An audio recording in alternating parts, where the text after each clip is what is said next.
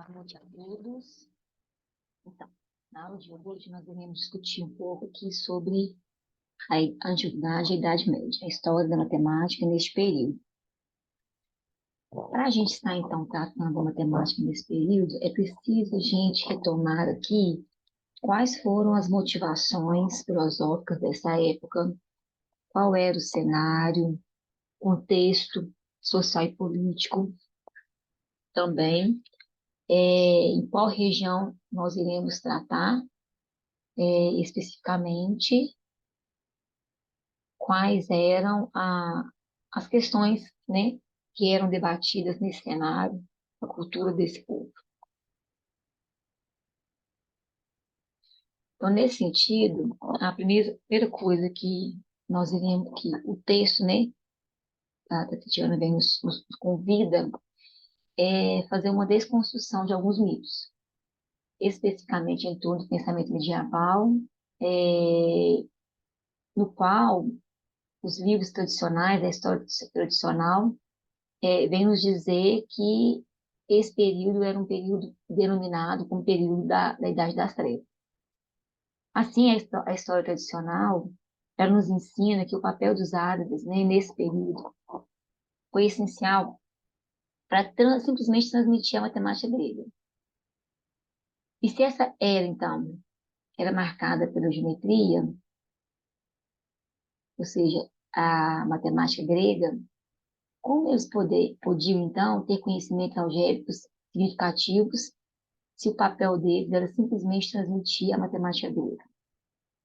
Então, de fato, a história da matemática árabe, né, ou então, pelo menos, os escritos árabes, é, no qual nós temos conhecimento, pode ser exemplar para mostrar que a separação entre teoria e prática, no qual é relatado pelos gregos, ela é contraproducente, especificamente quanto deseja compreender as transformações ocorridas na matemática medieval.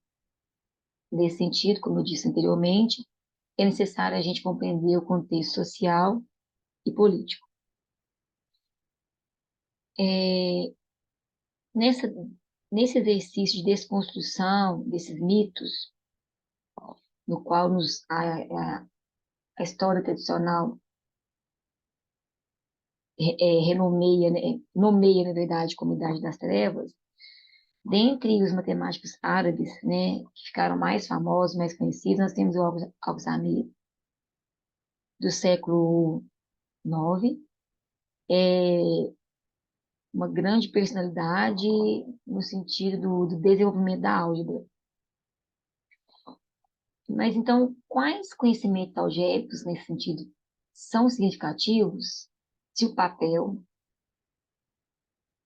do povo árabe era simplesmente reproduzir a matemática grega? Então, os escritos árabes, eles foram, de fato, influenciados por suas tradições das obras gregas, como diz a Tatiana Rock, né? No entanto, eles não devem ser reconhecidos somente por terem disseminado a matemática praticada na Grécia Antiga. Assim, as contribuições que podemos destacar, com pontos importantes que vale a pena a gente tomar como conhecimento algébrico, ele, sobretudo, também abrange a geometria, a astronomia e a trigonometria. Então, a produção matemática árabe vai para além do que nós só, do que a história tradicional reconhece como conhecimento algébrico. Abrange, né, abarca também a geometria, a astronomia e a trigonometria.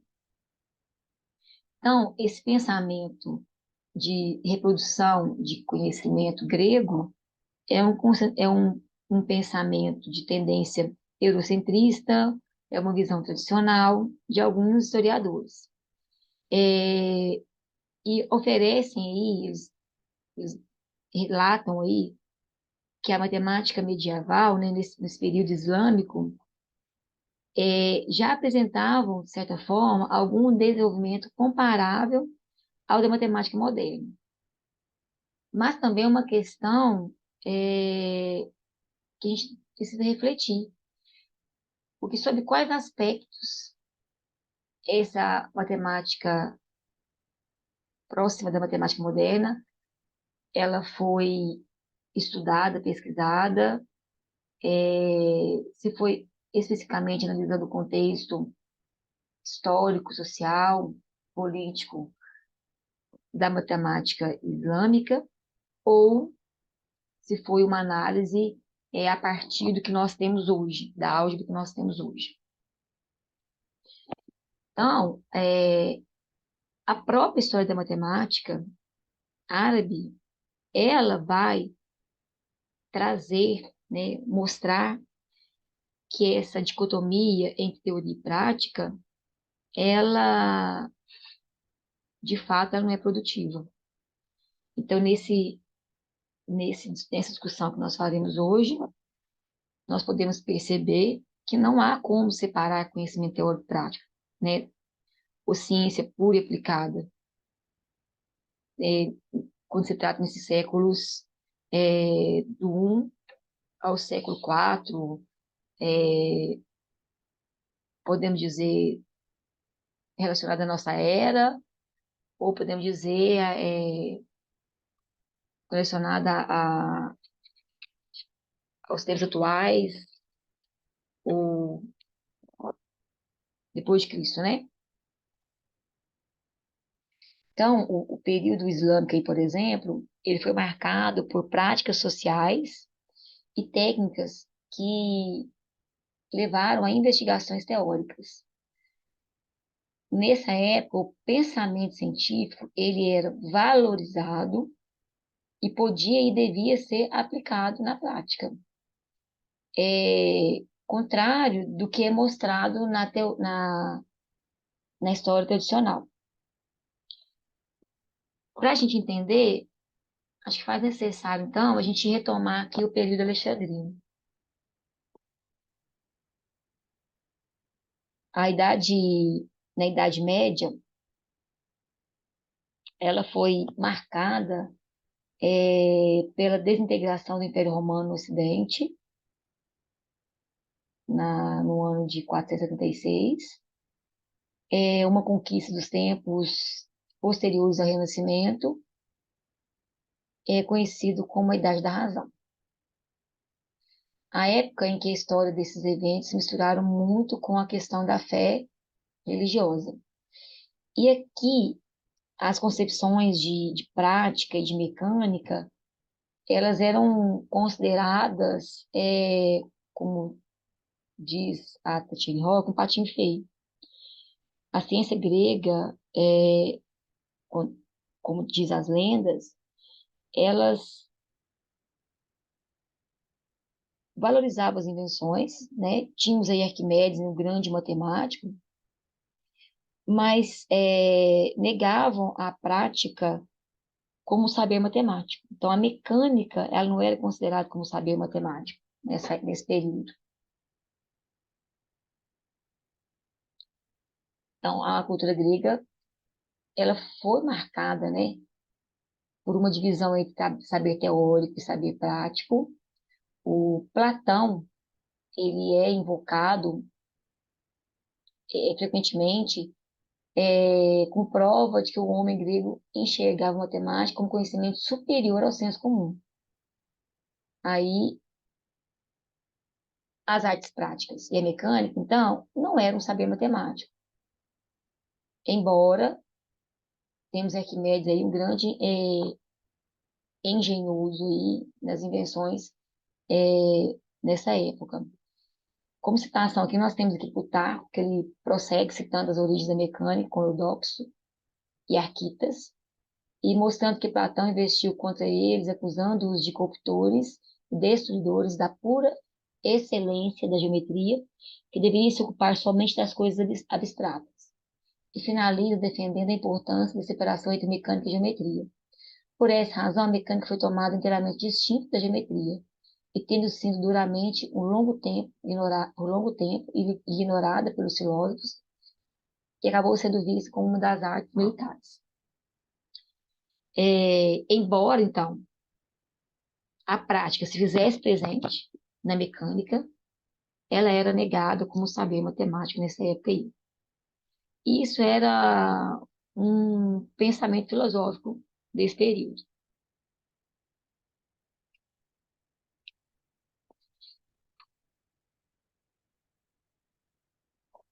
Então, essa relação entre teoria e prática nesse século I, ela também pode ser bem exemplificada com relação aos trabalhos de Heron.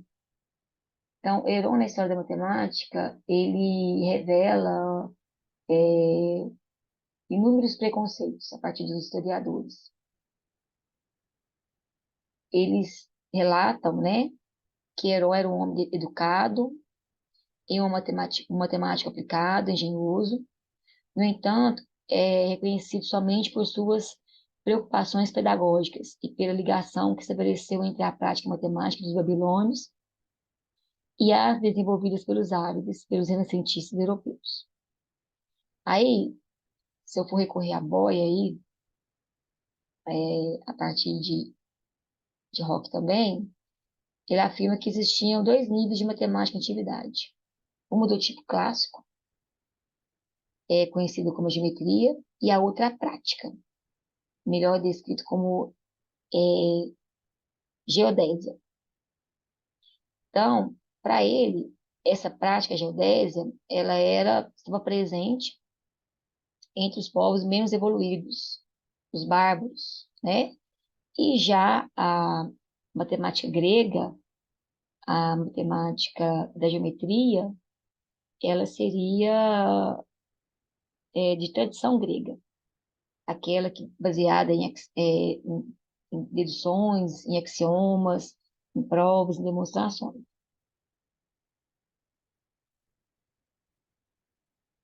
Então há uma separação aí, né, por motivação filosófica. Então, Heron, da Idade Média, investigaram ele, segundo alguns historiadores, ele se baseava em investigar, organizar e organizar as obras. E até avançar em alguns procedimentos. Isso aí é quando se trata aí dos pesquisadores dessa época. Então, esses conhecimentos árabes, eles eram de, colocados, né, considerados simplesmente como uma reprodução da matemática grega. É como se fizesse uma releitura e uma reescrita, uma organização das ideias da matemática grega. Aí separando em geometria e geodásia.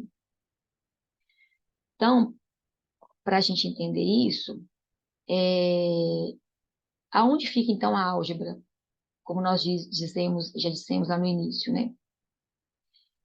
A história da álgebra, ela tem tradicionalmente, né, ela tem uma associação com os métodos propostos por Diofanto, né, por volta do século III. Ele traz, sim, algumas contribuições dentro de um contexto retórico e também com relação a num contexto de decadência da matemática alexandrina, né, sob o domínio romano. Nesse caso aqui, abordar a álgebra é falar sobre as práticas do período que podemos chamar de matemática, nesse sentido. Mas, no sentido também, com o objetivo de revitalizar a separação entre teoria e prática, nesse caso, as manifestações que foram designadas como algébricas pela história tradicional, né, há relatos que elas foram associadas ao contexto prático e desenvolvidos aí na, na formulação é, mítica da matemática grega-europeia. Aí se refere à obra aí de François, da França, né, de Vier. Depois nós vamos falar sobre isso, de François Vier, que é considerado também como um inventor aí da álgebra moderna. Nós depois iremos ver porque ele vai trazer aí a forma analítica, é uma metodologia analítica para esse estudo. Aí agora, com relação também à álgebra, nós também podemos falar aqui de Diofanto. Mas, falar de Diofanto, a gente tem que entender sobre quais aspectos, né, quais contextos Diofanto escreveu suas obras. Então, o método dele baseava-se em procedimentos retóricos para o desenvolvimento de situações problemas.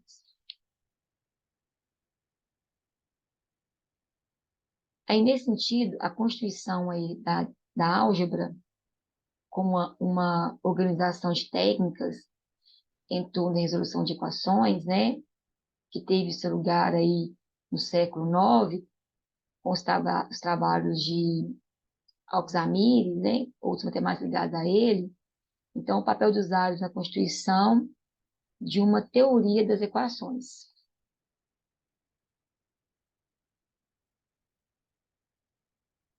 Aí nos chama atenção aqui, novamente, que se havia somente uma geometria e a geodásia, e o desenvolvimento desses trabalhos, eles eram feitos de forma retórica a partir de métricas, então aonde fica esse lugar aí? Essa terceira vertente, né, nesse lugar aí. Então, aí, no que tange aos problemas de uso simbólicos, né, os problemas algébricos, aí nós temos aí, mais precisamente, o grande desenvolvimento na Itália, lá já no século XIII, século XIV, mas só no século XV é que havia realmente um emprego sistemático da notação algébrica. Então, as equações, né, desenvolvidas aí pelo italiano Girolamo Cardano, é que vai definir aí esse novo sentido que nós entendemos hoje por álgebra. Então, nós não podemos falar, né, não faz sentido nenhum falar quem foi o fundador aí da álgebra, e ainda, sobretudo, há uma confusão com relação ao desenvolvimento de uma fórmula, sobretudo, né, na resolução de equações de segundo grau, que é mais conhecido como a fórmula de Bhaskara, né? Então, voltando aqui, a matemática e a mecânica na antiguidade, né? Ela foi. A gente precisa voltar aqui e falar do papel aí de Alexandria com relação às suas grandes conquistas, seja de território, e também com relação aos conhecimentos de toda a região dominada por Alexandre o Grande. Em torno de 331 anos, né, antes da Era Comum, né, antes de Cristo, Alexandre o Grande, ele permaneceu como grande rei durante 1000 anos, até a conquista muçulmana. Temos, então, notícias do Museu de Alexandria, que foi construído pelo rei Ptolomeu, há 290 anos antes da Era Comum, no qual havia um vasto conhecimento de inúmeros pensadores, e dentre eles os mais conhecidos teria sido Euclides e Arquimedes, que tinham acesso a essa grande biblioteca. Então, a civilização grega, ela se disseminou por uma vasta área no Mediterrâneo, na Ásia Central, incluía também Alexandria, considerada aí o período helenístico, caracterizada pelo ideal de Alexandre de difundir a cultura grega aos territórios conquistados. Então, a Alexandria se tornou o grande centro da cultura grega, marcada comumente pela proposta do início do Império Romano, de Júlio César, em torno de 44 antes da Era Comum. Segundo a história tradicional, ela vai nos dizer que os romanos chegaram em Alexandria, a antiga biblioteca continha livros vindos de Atenas, é, e os pensadores de todo mundo vinham visitá-la, pois Alexandria era considerada, até a chegada dos cristãos, né? Havia ainda então uma certa tolerância, do cristianismo com relação a esse acervo, aí, esse acervo, científico. Já no século IV, o cristianismo deixou de ser proibida, né, nessa época e foi constituído como uma das religiões oficiais do Império, e a única até se tornar permitida. Então, nesse sentido, é, o número significativo de adeptos que levou à perseguição de seus opositores nessa época. Então, há um estudo que houve um incêndio na antiga biblioteca de Alexandria e, dentre os pesquisadores que frequentavam, depois da época de Euclides e Arquimedes, temos aí Galeano, Ptolomeu, Teon de Alexandria, Hipatia, filho de Teon, dentre outros. Não há como afirmar de fato as evidências que permitiram estabelecer com firmeza a existência de uma escola matemática em Alexandria. Mas, na verdade, o único matemático citado sobre o qual a gente pode falar mesmo nessa época foi o Teon de Alexandria, que era matemático e tinha acesso a todo esse acervo aí. E também é relevante a gente falar que a influência da biblioteca e o Museu de Alexandria, ela exerceu sobre a conservação e transmissão de conhecimento matemático e também a seleção e reprodução de todos os textos considerados relevantes naquela época. Então, esse período helenístico, né, com a política expansionista, os gregos entraram em contato com territórios e que as matemáticas mesopotâmica, egípcia, e nesse sentido elas podem ter disseminado. Então, nesse contato aí, com essas conquistas do Império de Alexandria. Então, nesse momento, é, o- os pensadores dessa época, tendo acesso a esses vastos conhecimentos, é, tais como aí nós podemos invocar aí os escritos de Heron, e é considerado como uma pedagogia pelo exemplo, é, ele foi muito criticado por ser considerado um matemático que tentava reproduzir exemplos àqueles conhecimentos já dados e já de que ele tinha acesso lá na Biblioteca de Alexandria. Então, uma particularidade da Escola de Alexandria é o enciclopedismo, porque os pensadores desse período produziam numerosas enciclopédias, coleções, sínteses e todo tipo de organização do saber. Então, foi marcado por um período, mas que era necessário para essa sociedade, para essa era, e tomou lugar de destaque, né, nesse momento, a organização, a seleção, correção e até uma complementariedade dos autores já estudados. Então, o intelectual, nesse momento, se configurava assim como um historiador de saber. Ele, ele situava em relação aos antigos tratados com respeito e admiração e sistematizava, organizava, e transcrevia ou completava aquilo que ele tinha acesso. Mas também isso foi tomado pela história tradicional como um lugar de inferioridade.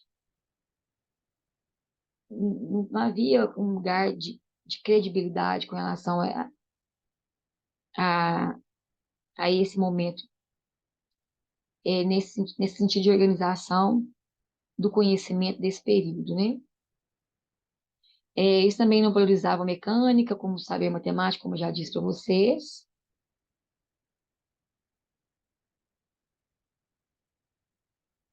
E esse período alexandrino marcado por um período de estudo, de organização dos conhecimentos, é, de criar, e não por criação, né, e não por desenvolvimento, é considerado como um período de acumulação de enciclopédias, de coleções, de síntese, traduções, ordenação. É, os pensadores dessa época não tinham perfil de criador, de pesquisador. E a formação, de uma formação assim, mais erudita, mas marcada por um vasto conhecimento das obras que já tinham disponíveis. Esse era o contexto da época. Não era falta de produção, era uma produção de uma forma diferente. É o que exigia, né? Era a demanda desse período. É, então, o autor, ele selecionava, corrigia, completava os seus antecessores, é, levando a escrever história da matéria já abordada. Aí a atividade principal, então, dos pensadores continuava sendo a de comentar clássicos do período helenista. E nesse momento, atividade tardia, a matemática foi absorvida pelas escolas filosóficas, sobretudo as de inspiração neoplatônica. Então, a tradição, né, se encaixava, usava conceitos filosóficos para descrever, interpretar, criticar trabalhos de geômetras antigos, objetivos e métodos heurísticos dos antigos matemáticos podiam estar, então, obscurecidos pela tendência formalista desses comentadores, né? E nesse caso aí, nós temos dois matemáticos, o Heron de Alexandria, que também teria vivido no começo da Era Comum do século I, e o Papa de Alexandria, que viveu na transição do século III para o século IV, também da Era Comum. A finalidade era mostrar que o papel atribuído à matemática teórica era mais ambíguo, com a importância da separação entre teoria e prática, porque a semelhança entre a abordagem de ambos os autores não era uma coincidência, uma vez que o segundo também foi influenciado pelo primeiro. Então, os comentários sobre a geometria do período alexandrino procuravam classificar os problemas geométricos e avaliar é, o status das diferenças, os procedimentos de construção e métodos. É o caso da coleção de matemática de Pappos. Essa obra era usada frequentemente para descrever a geometria do período de Euclides, como foi escrita muitos séculos mais tarde, parece ser mais útil para entender o tipo de geometria praticada na sua época. Então, o Pappos, ele desenvolvia, de certa forma, aí, assim como a tentativa de matematização de Heron, era um esforço para trazer exemplos é, aplicado à geometria, aplicado à mecânica, mas isso a partir, por essa razão, também sofriam enormes críticas, né? Mas uma crítica da matemática tradicional que não levou em consideração esse contexto. E a principal crítica que Heron sofreu é que ele estava reduzindo o nível da matemática. Porque, segundo Platão, o ideal da ciência era desinteressado da prática. Então, essa polêmica que exaltava o valor instrumental da geometria sustentava que ela provinha da filosofia e não da necessidade prática e utilitária. Então, o Heron, ele é conhecido pelo seu caráter pedagógico. Só que esse caráter pedagógico, que é tomar aí, por exemplo, os elementos de Euclides e trazer, né, com a pedagogia do exemplo para esses elementos de Euclides, em vez de reduzir o nível da matemática, ele vai enriquecer a matemática prática, associando aos resultados mais elaborados da tradição da geometria grega. Isso não indica uma decadência da matemática pura, e sim a elevação da matemática aplicada a um nível mais superior. E aí nós temos aí um historiador, que é o Van der Waerden, muito influente, de 1960, por exemplo. Ele vai fazer a discussão das métricas de Heron, discutindo uma coleção de exemplos numéricos, e diz que essa discussão de exemplos numéricos, eles eram sem provas, idêntica a um texto babilônico. Só que o livro de Heron, sobre os problemas métricos, ele possui as demonstrações. Então, quando esse autor ele discute os textos de Heron, ele não leva em consideração essas demonstrações, que comenta os elementos de Euclides, a essa concepção de Heron, tornando ele um simples artesão. Então, essa divisão entre geometria e geodésia, né, separação entre a matemática na Grécia Antiga, que tem essa motivação filosófica, ela tem uma inspiração platônica. E, e alguns trechos de Aristóteles, né, fica claro que não havia duas ciências que se distinguiam pela natureza de seus objetos, e sim diferentes usos de conhecimento. Assim, parece ter sido uma separação entre textos didáticos, que tinham como objetivo a iniciação de geometria por meio de problemas, e textos com o objetivo de expor um corpus matemático, contendo demonstração com base no método axiomático dedutivo. Então, a geometria por meio de problemas seria a geodásia. E as demonstrações com base no método axiomático seria a geometria. Mas e os resultados contidos nas métricas de Heron? Eles não se encaixavam em nenhum dos dois casos. Então, há uma terceira via nesse caso aí. E Heron articulava, então, os procedimentos de medida com resultados de geometria demonstrativa. Ele buscava validar os primeiros a partir dos meios do segundo, nas proposições contidas nos elementos de Euclides. Então, essa dicotomia entre geometria e geodésia, nesse sentido, ela cai por terra. É,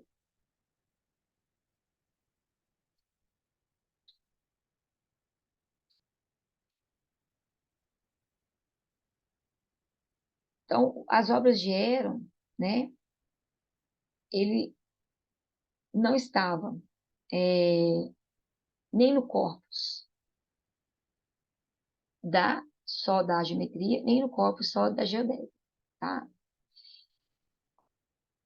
Ele concerne a descrição, a construção e o uso, por exemplo, da mecânica, que é muito relevante na época dos reis alexandrinos, quando a engenharia, por exemplo, teve grandes avanços, grandes progressos. Então, havia outro tipo que interessava a esse matemático, que permitia explicar o funcionamento, por exemplo, e a eficácia das máquinas. E essa vertente também é uma tentativa de apresentar, né, a redução da mecânica aos princípios matemáticos, que vêm, né, da geometria. Então, nós não podemos compreender, portanto, o estatuto da mecânica de modo unilateral, de apenas um ponto de vista, associando somente ao domínio prático. Os pensadores como Heron, por exemplo, e Pappus, trazem a articulação entre geometria e mecânica, nessa era central aí dos reis alexandrinos. E não se limitava ao uso instrumental da geometria em problemas aplicados.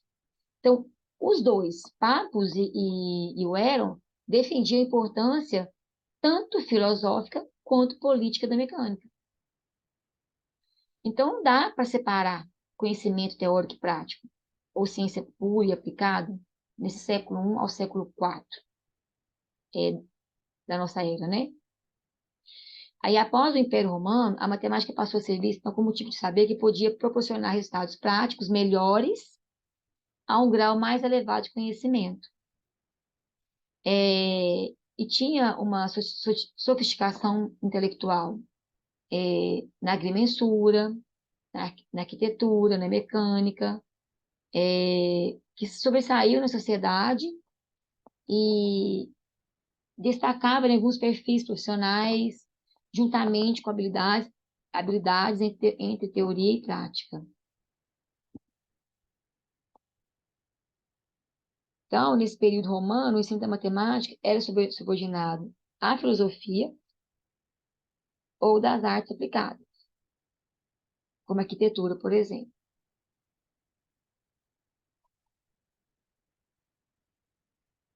Embora esses papos fossem, então, pela história tradicional, fossem considerados simplesmente interlocutores, né, e não pesquisadores, trazendo em suas coleções. No entanto, fica claro que o grande público que continha resultados de matemática tão avançado usava ou intercalava os conhecimentos da matemática grega antiga e investigava diversos resultados sobre a matemática aplicada, sobre a mecânica.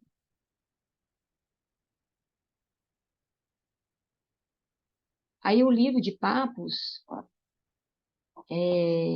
segundo Cuomo, ele mostra que ele não foi escrito somente com o objetivo de informar o grande público sobre a matemática, mas, sobretudo, com o fim de promover esse saber a uma matemática particular de conhecimento e de eleger os matemáticos, né, seus legítimos representantes. Então, os seus livros, a introdução do seu livro, não delimitava a diferença essencial entre dois tipos de saber matemático geométrico ou matemático prático. Fazendo uma comparação, né, aqui, usando aqui, parafraseando a obra de Tatiana, ele compara ao conhecimento das abelhas e do matemático. Aqui as abelhas sabem intuitivamente o que lhes é útil, como o fato de que a área dos hexágonos, usada na fabricação das colmeias, é maior do que a área dos quadrados dos triângulos. Mas só os matemáticos podem atingir conhecimento mais elaborado. Só os matemáticos conseguem abstrair e aplicar esses conhecimentos, né? Então, essa tendência platônica de separação, né, de dicotomia entre prática e teoria, ela cai por terra a partir desses elementos. Para esses matemáticos, Hélio e Pappos, a matemática não era vista como algo necessário, associado a um saber superior, de que deveria permanecer confinada a uma torre, por exemplo. Ao contrário, ela exercia um papel público. E em contraste aí aos homens e às abelhas, que exprime a divisão entre dois tipos de conhecimento. Isso pode ser justificado pela argumentação que se faz, né, das mais altas aspirações intelectuais. Nesse caso aí, nós podemos citar Euclides e Arquimedes, a partir das invenções de Arquimedes, o vasto conhecimento de mecânica.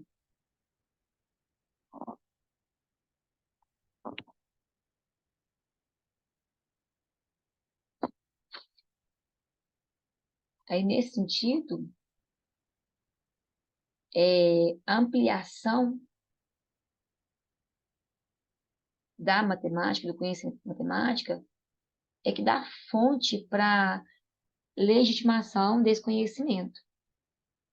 A geometria não era conhecida somente por suas qualidades escolares e culturais, mas servia ao arquiteto, servia ao engenheiro, e não dá para separar esses dois aspectos. Dessa forma, então, fica evidente, né? Nos apresenta aí como evidência e desmistificando essa ideia da simples reprodução da matemática a partir da matemática árabe, por exemplo.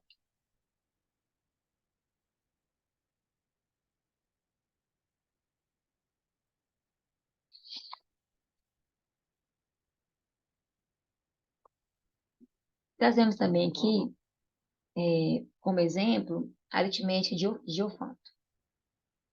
Se baseava em notação algébrica, empregava o mesmo símbolo para designar coisas diferentes, então houve esse salto, essa evolução.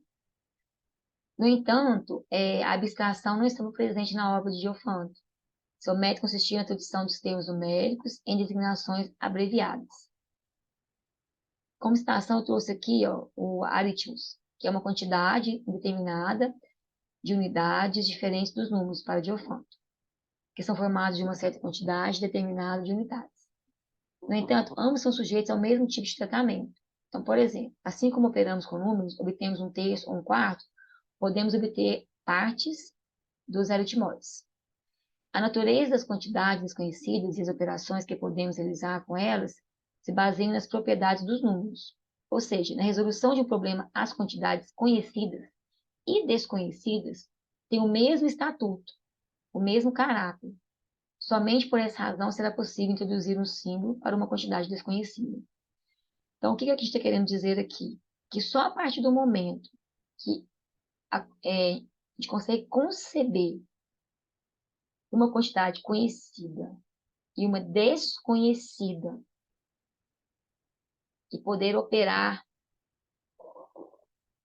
com esses dois elementos de naturezas distintas, é que é possível, né, introduzir o método simbólico, que converge para a abstração. Portanto, aí, nesse momento, é que há um salto para o pensamento algébrico, para o desenvolvimento da álgebra.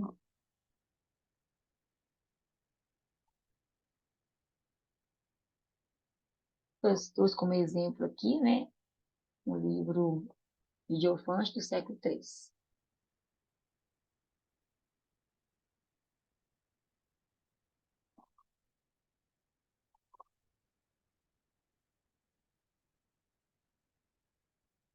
Então, só para a gente fechar aqui, deixa eu voltar só um pouquinho. O Diofanto, ele conseguia representar um valor desconhecido em um problema. Como eu disse, ele associava, né, designava esse elemento conhecido como aritmos. Essa palavra aritmos é que vem dar o nome aritmética. Ele escreve o livro Aritmética, que contém uma coleção de problemas que integra a tradução matemática dessa época. Ele introduz alguns símbolos, que são designações abreviadas, e representam os diversos tipos de quantidade que aparecem nos problemas. Só que é simplesmente um método de abreviação. Representava a palavra usada para designar quantidades por primeira ou última letra, por exemplo, do alfabeto grego.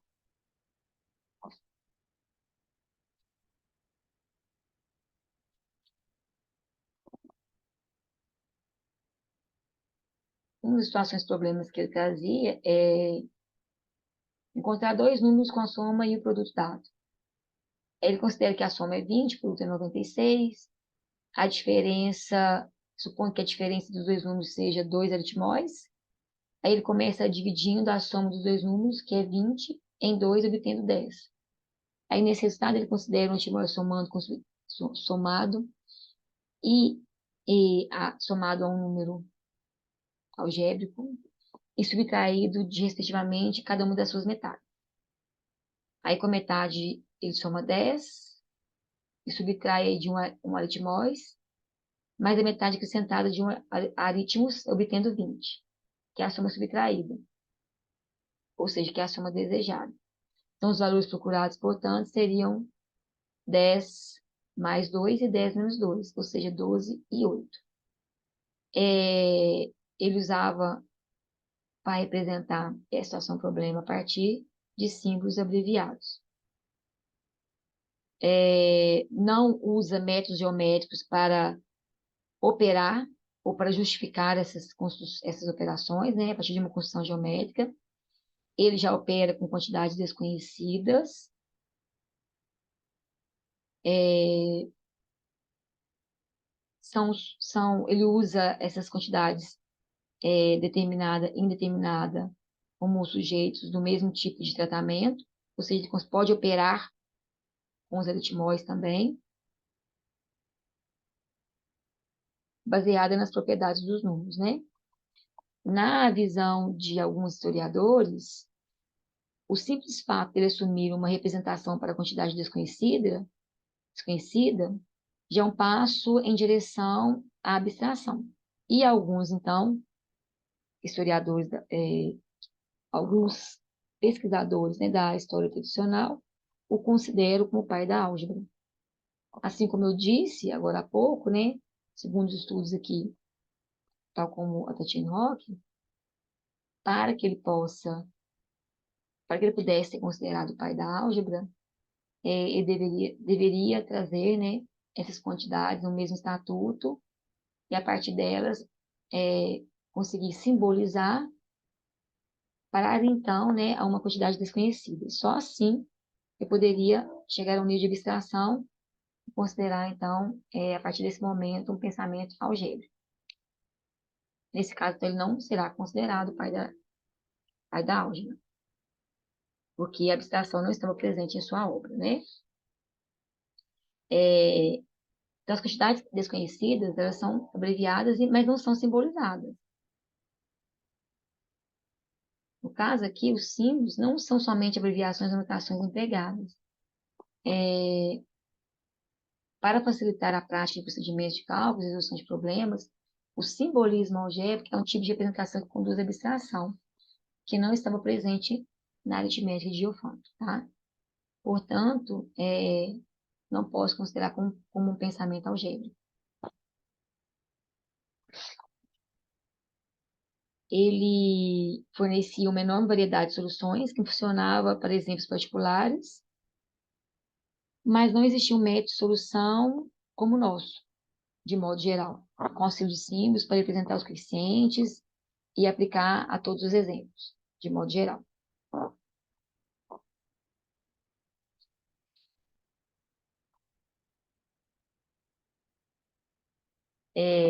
Havia, de certo modo, um certo tipo de generalidade, porque ele conseguia aplicar um procedimento comum a situações mais gerais, em caso de regras enunciadas,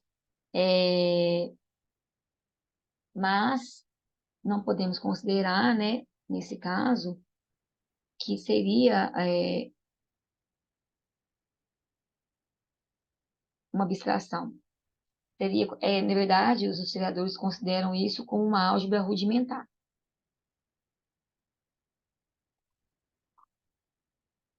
Vejamos aqui, então.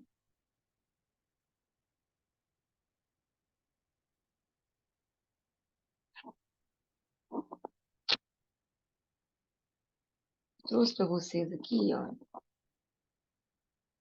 para a gente continuar discutindo aqui, essa matemática indiana, árabe, né? A gente vai verificar aqui a partir de uma concepção de resolução de problemas.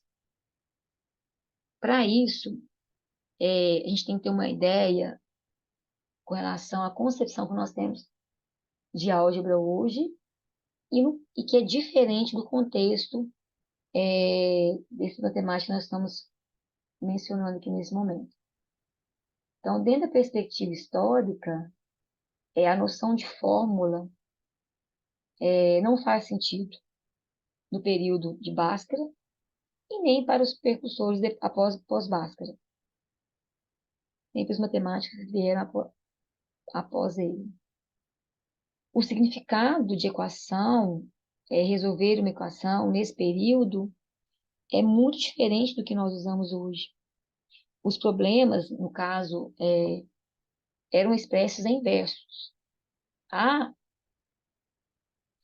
há elementos que nós usamos até hoje, sendo de numeração decimal, posicional, né, que foi transmitido pelo Ocidente aí para os povos islâmicos na Idade Média, que nós atribuímos até hoje. Mas quando se trata da álgebra, ela, dentro do contexto da perspectiva histórica, é um sentido muito diferente de equação que nós temos atualmente. E na época de Bhaskara, a matemática desenvolvida, né, a partir de versos, ela não estava, ela estava associada também à interpretação gramatical. Então, nessa época era necessário entender e resolver o problema matemático, interpretar o problema no sentido também gramatical. Essas duas áreas de conhecimento elas estavam unidas, associadas, não separadas tal como nós podemos ter hoje. Ele tinha, Bhaskara tinha regras que poderiam ser enunciadas de modo retórico, havia um certo simbolismo, mas as regras, as equações eram desenvolvidas de modo retórico, né? Não a partir de simbolismos.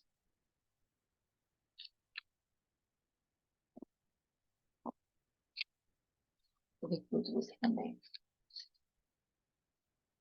Nesse sentido, a gente vai tentar aqui entender, trazendo aqui para a álgebra que nós temos hoje, tentando interpretar como que ele Bhaskara desenvolvia uma equação naquele período.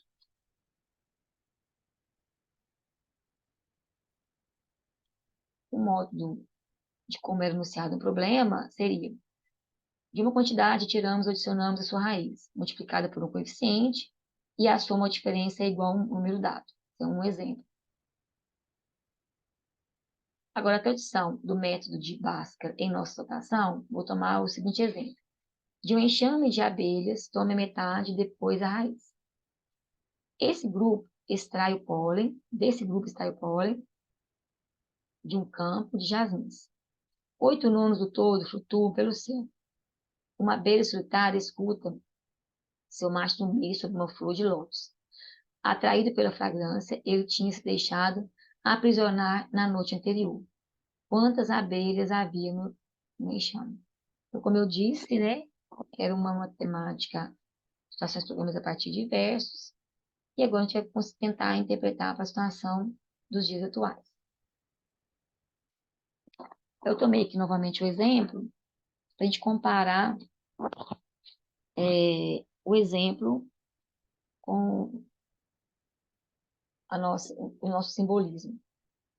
Então, quando ele fala assim, olha, parece que a metade da soma tem uma raiz, logo deve supor o quadrado da quantidade desconhecida. Como de cara eu preciso tirar a raiz da metade, então é melhor que eu tome uma quantidade desconhecida dobrada, para ficar mais fácil para eu tirar a metade, né? E a mesma coisa, se eu quero tirar a raiz, é melhor que eu tome ela quadrada, para ficar mais fácil de eu extrair a raiz. Então, nós vamos considerar nesse caso, então, que a quantidade inicial, o total de abelhas, seja 2x ao quadrado. Vou tomar aqui, para a gente poder estar desembolando isso aqui. Um minutinho só. Então, eu tenho aqui que o total seria 2x ao quadrado. A quantidade desconhecida, que é tomar a raiz da metade, então, a metade de 2x² é x², tomando a raiz, vai dar x. Depois ele fala que 8 nonos do todo flutuam pelo céu. Então, flutua sobre o céu 8 nonos do todo. O todo é 2x ao quadrado. E haviam também uma abelha solitária escuta seu macho no umbigo. Então, 2 abelhas solitárias. Então, nesse caso aqui agora, reunindo aqui todas as ideias, nós temos que x mais 8 nonos de 2x ao quadrado mais 2 é igual ao todo, 2x ao quadrado. Aí, desenvolvendo aqui, nós temos que 2x ao quadrado sobre 9 menos x é igual a 2.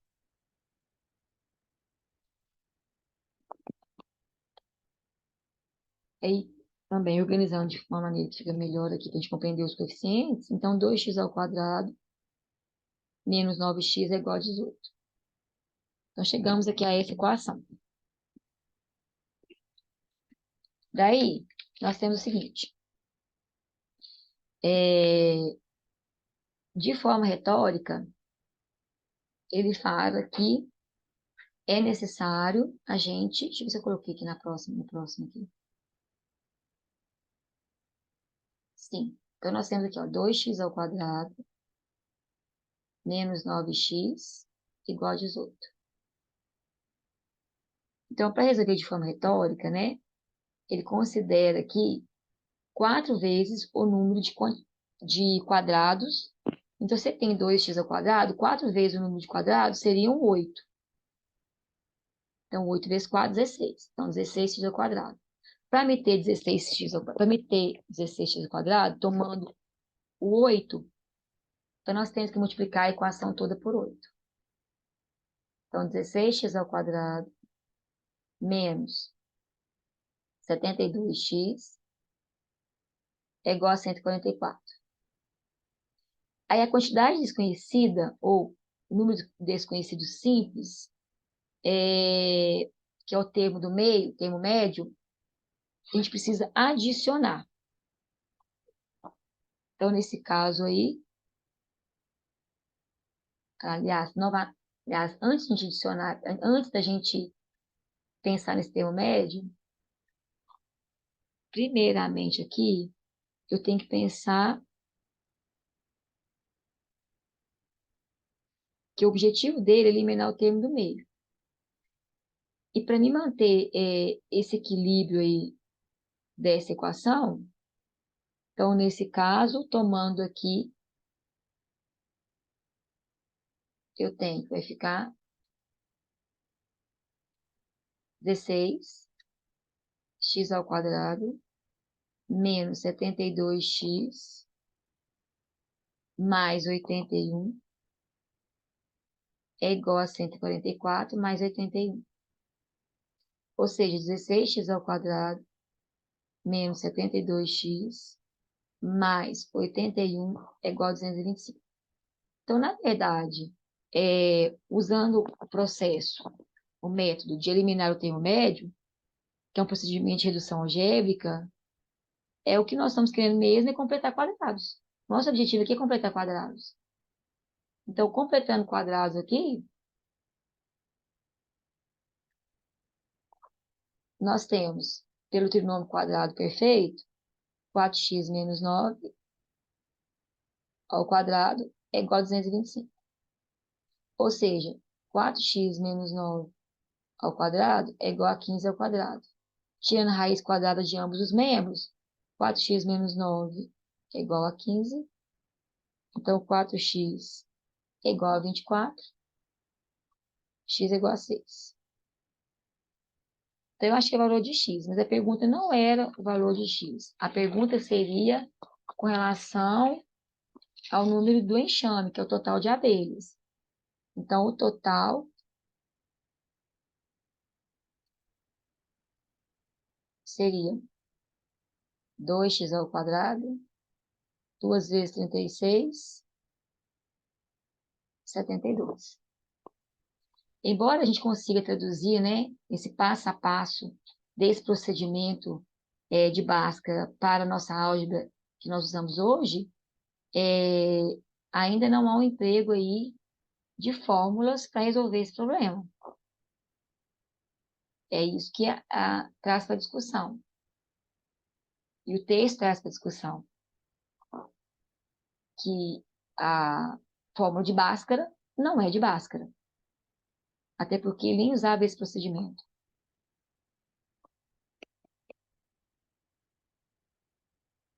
Ok, pessoal?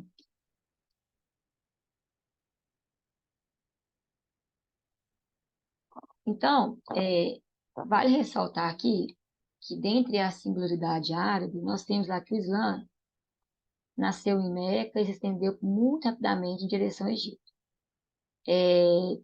Período no território que constituía a antiga Mesopotâmia. Então, abarcava Alexandria, e onde era considerada, né, uma atividade intelectual muito favorável naquela época. Então, as ciências babilônicas, egípcias, deixaram poucos registros, mas passaram seus conhecimentos de geração em geração. Aí também tomamos aqui, como um grande matemático árabe, o Al-Khwarizmi. Ele não empregava nenhum simbolismo, ao contrário de Diophant, tá? Sua linguagem era exclusivamente retórica. Embora havia um vocabulário padrão para designar os objetos que surgiam os problemas, os números pareciam no cálculo da álgebra raiz quadrada e o número simples. A palavra mal exprimia o quadrado da quantidade desconhecida, por exemplo. Al-Khwarizmi viveu antes de Bhaskara, não tem registros que mostram a interlocução entre esses povos, entre esses pesquisadores matemáticos. Então, nós estamos falando aqui de contextos diferentes, não há registros que mostram como circulava o conhecimento nesses mundos, né? Alcustamir, viveu numa época de grande produção acadêmica, porque foi a grande era do Islã, e a matemática foi muito difundida nesse período do século até o século XII. A religião nessa época incentivava a pesquisa científica e valorizavam a prática e a teoria. Não tinha essa dicotomia, não tinha essa diferenciação.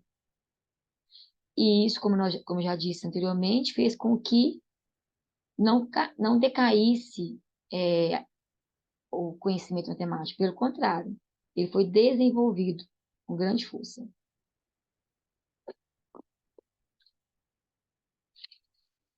Então, nesse sentido, vale a gente mostrar aqui como que eram feitos aí, desenvolvidos aí como exemplo aí por ele. Mostrando aqui, né, um pouquinho, Muhammad Al-Samir.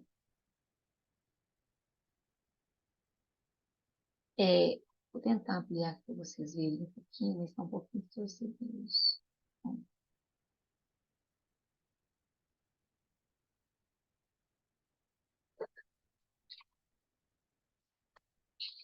Tá difícil aqui, peraí.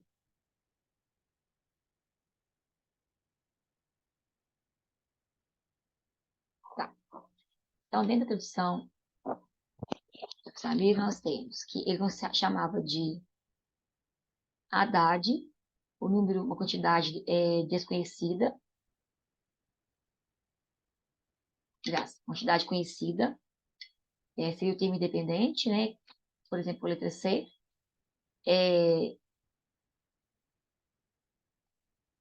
O de raiz, quantidade desconhecida, e o mol, possessão ou tesouro, quantidade quadrada da quantidade desconhecida.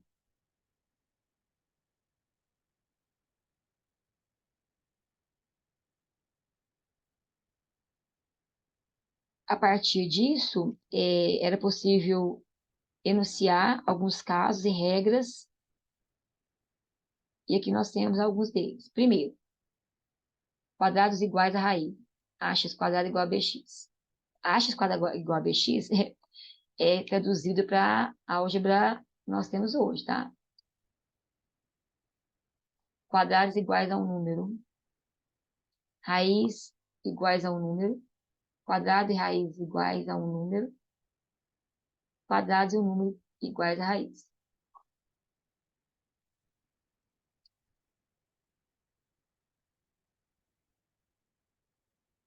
Aí, para essa equação aqui, haviam 6 casos particulares, mas que não, para eles, naquela época, não havia uma relação genérica,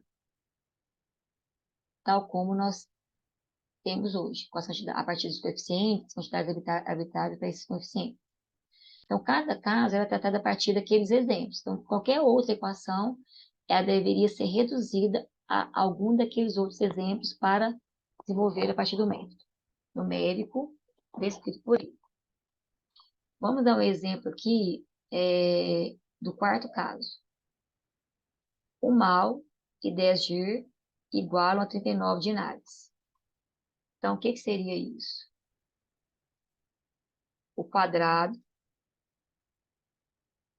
e 10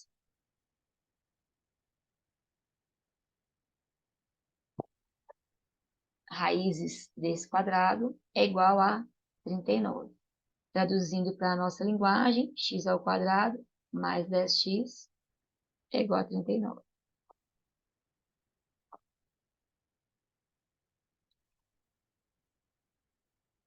Aí, para a tradução dele, como que ele desenvolvia? Ele falava que, olha, primeiro, tome a metade da quantidade, que é o dagir, que tem neste exemplo. A quantidade de dagir são 10, eu tenho 10 dagir. Então, a quantidade dele é 5, tomando a metade. Multiplique essa quantidade por si mesma. Então, faço quadrado, vai dar 25.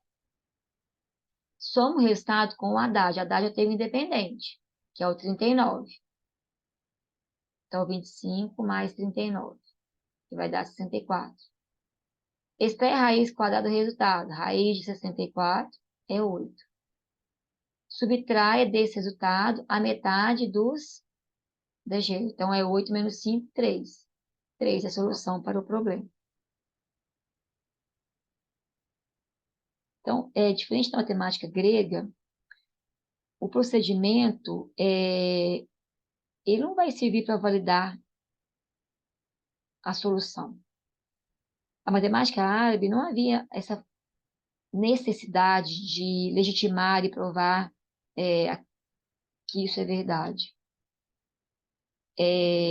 A justificativa para o procedimento geométrico nos dá, na verdade, aqui, a causa, a razão para que esse procedimento funcione.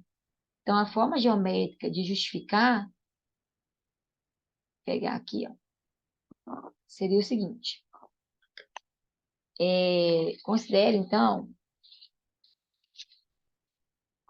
que eu tenha um quadrado de medidas de G. Então, a área dele é 1 mol, que é x quadrado. Aí, a esse quadrado, eu vou tomar 2 retângulos de mesma área, no qual um dos lados mede um dg e o outro lado mede a metade da quantidade de dg's que eu tenho lá. Se eu tinha 10x, a metade de cada um desse é 10. Então, 10 dividido por 2 dá 5. E multiplicando 5x mais 5x, 5x, eu vou ter aqui, olha, duas quantidades de 5x, que é a área, eu tenho 10x. Então, aqui eu tenho x quadrado, eu tenho 10x, que é essa área. O que eu vou fazer? Vou pegar esse quadrado e vou completar para tomar um quadrado maior. Só que esse lado aqui do quadrado, eu sei que mede 5 e esse lado mede 5. Então, essa área mede 25. Eu sei que toda essa área aqui anterior mede 39, que foi dado. Então, somando 25 mais 39, eu teria a área do quadrado maior, que é 64. Se esse lado mede 5 e esse lado aqui eu não sei o valor, mas eu sei que essa área total mede 64, então, tirando a raiz de 64, esse lado mede 8. Como aqui já mede 5, para dar 8, esse lado tem que medir 3. Então, essa seria a causa aí, como justificativa para esse procedimento, para o exemplo 4. Então, havia procedimentos para todos os tipos de equações. A gente viu agora o exemplo 4. Então, por esta razão, é chamado, então, de pedagogia do exemplo, tal como eu disse anteriormente, porque é um procedimento que serve para qualquer tipo, no caso de equações do modelo 4, caso particular 4, né? Então, dessa forma, eu posso dizer que há uma certa é, generalidade, como eu havia dito anteriormente, para equações desse tipo, apesar de ter coeficientes ou exemplos numéricos, né, para esses coeficientes. O procedimento aqui, ele vale para qualquer exemplo que tiver nessa instância numérica. Então, dado uma equação qualquer, eu sempre vai ser necessário reduzir para um modelo de um daqueles casos, de modo que eu possa usar o procedimento. Esse procedimento é chamado Aljabre e Almugalab. O Aljabre é chamado de restaurar, eu restauro a equação, e Almugabala, perdão, falei errado, ele é o procedimento de balancear a equação. É isso. Então, de modo geral aqui, a gente tem que Diofanto empregava técnicas de manipulação de igualdades e abreviações. A matemática engenhariada possuía em comum o fato de enunciar métodos de resolução, traduzido simbolicamente, equivalente à nossa fórmula para a resolução de equações de segundo grau. Os indianos também usavam abreviações e símbolos para operações. Alzheimer fornecer algoritmos de resolução justificados por procedimentos geométricos semelhantes aos babilônicos, tal como eu mostrei agora. E quando nós conseguimos traduzir para a notação atual, né, algébrica atual, são técnicas equivalentes à formulação para a resolução de equações de segundo grau. Agora, só temos, né, realmente uma fórmula quando representamos simbolicamente as incógnitas e as operações contidas em uma equação. E quando a equação de segundo grau passa a ser considerada no modo genérico, ou seja, com todas as parcelas possíveis e com coeficientes indeterminados.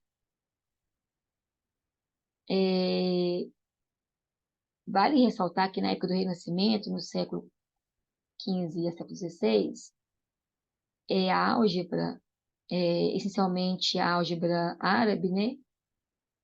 Ela, na verdade, houve uma grande circulação, uma grande influência na matemática árabe sobre a região da Europa, sobretudo da Itália, como eu já havia falado para vocês.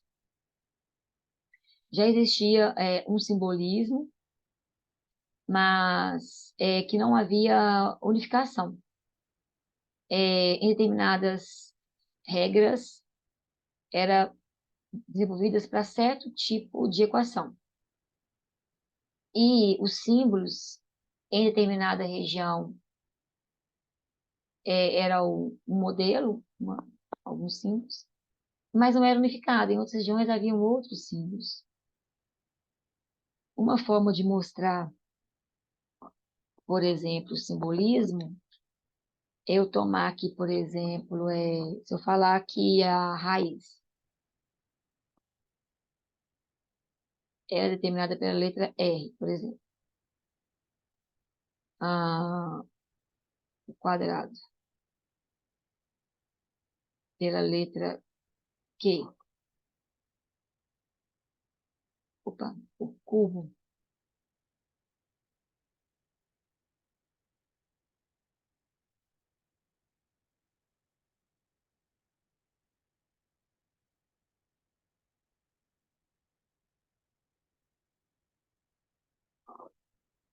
é, os símbolos de adição e subtração, eles vieram na Alemanha e o símbolo de igual somente na Inglaterra no século XVI.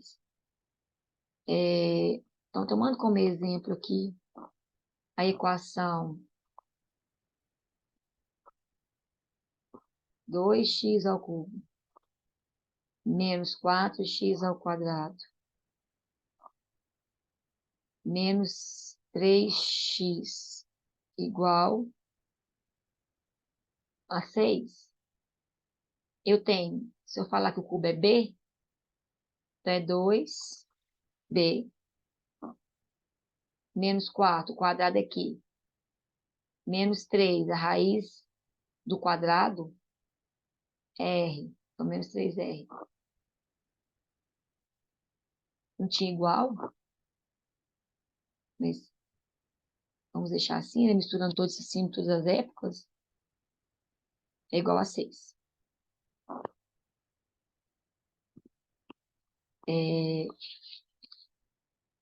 O grande salto é quando a gente consegue trazer aqui para entidades diferentes, né, naturezas diferentes, assumir o mesmo símbolo. É, dando continuidade aí ao desenvolvimento da álgebra, nós temos aqui também o francês François Vier. Ele conseguiu trazer uma maneira mais simplificada a partir de símbolos, então conseguindo também reduzir, né, os procedimentos algébricos aí, a partir da simbolização dos seus coeficientes. Então, se eu pegar lá, por exemplo, a equação x ao quadrado mais 7x igual a 3,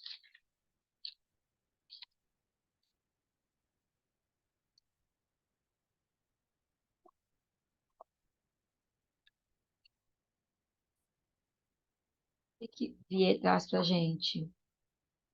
Ele vai trazer aqui que esse quadrado ele vale A, por exemplo, mais esse termo aqui, termo independente, vale C, ou não, termo independente é de casa, termo independente vale C,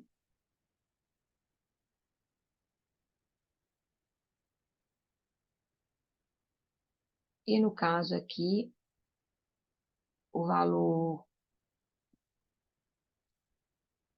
para o coeficiente de grau 1, eu não sei quanto vai ser esse coeficiente, vou chamar de N, NB. Então, se eu tomar como exemplo aqui a equação de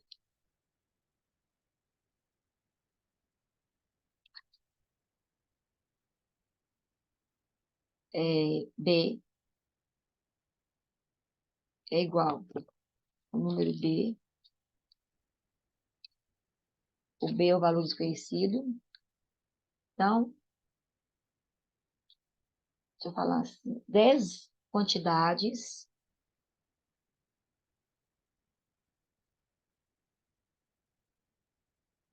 de valor desconhecido.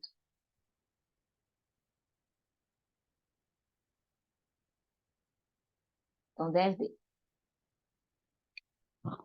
Se eu falar, por exemplo,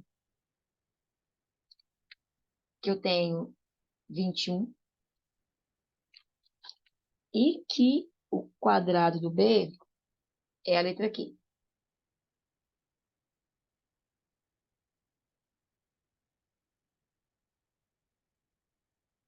Aí nós teríamos que o quadrado do b mais 21 é igual a 10 quantidades de b. Aí a solução para esse problema, voltando àquele exercício anterior, seria: tome a metade do número b. Tome metade do número b. Se o número b é 10, a metade do b vai ser 5. Faz o quadrado do resultado, que eu acabei de encontrar.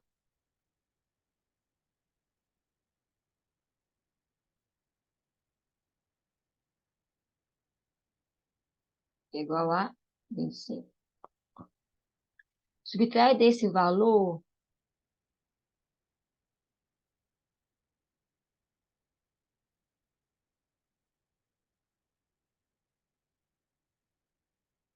o Haddad, né, que é o termo independente, o número. Então, é 25 menos 21.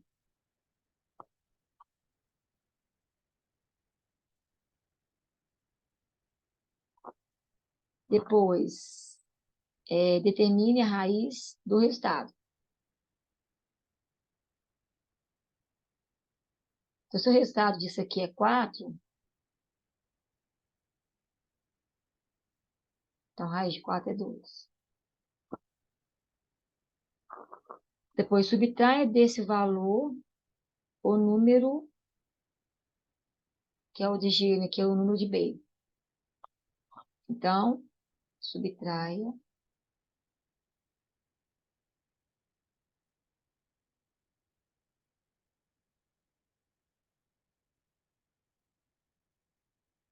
esse valor